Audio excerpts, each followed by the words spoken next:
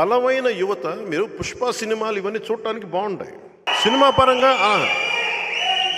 నేను సినిమా పరంగా సినిమాని చూడటం, ఎంజాయ్ చేయడం వేరు. అదొక సినిమా, ఒక కల్పిత గాథ. కానీ నిజ జీవితంలో ఎర్రచందనం కొట్టేవాళ్ళు మన భుజాల మీదకి ఎలా ఎక్కించుకుంటాం? అంటే అంత అకారం. నేను డబ్బులు సంపాదించుకున్న మార్గాలు బోల్డని ఉన్నాయి.